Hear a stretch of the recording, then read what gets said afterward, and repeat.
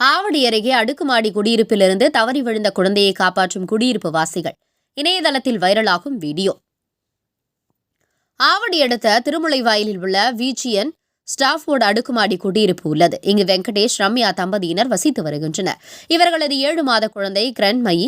இந்த நிலையில் அடுக்குமாடி குடியிருப்பில் பால்கனியில் குழந்தைக்கு தாய் உணவு ஊட்டிக் கொண்டிருந்த போது எதிர்பாராத விதமாக குழந்தை தாயின் கையில் இருந்து இடறி கீழே விழுந்தது.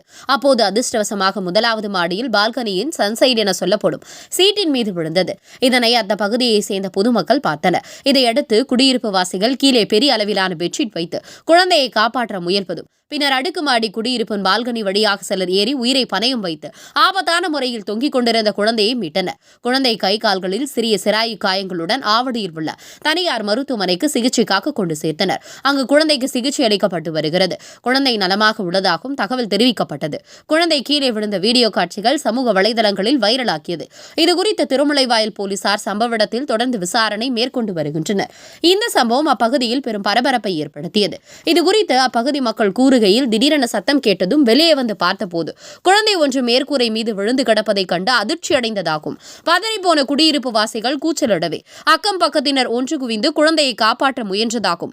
குழந்தை கீழ்நோக்கி மெல்ல மெல்ல தவழ்ந்து வருவதை கண்டு அதிர்ச்சி அடைந்தனர். குழந்தையை காப்பாற்றும் வகையில் இது பெட்ஷீட்டுகள், மெத்தையை போட்டு தயார் நிலையில் சிலர் காத்திருந்த இளைஞர்கள் ஜன்னல் வழியே மெர்க்குரி மீது ஏறி குழந்தையை பத்திரமாக காப்பாற்றினர். குழந்தை காப்பாற்றப்பட்டது மிகுந்த மகிழ்ச்சி அளிப்பதாகும்.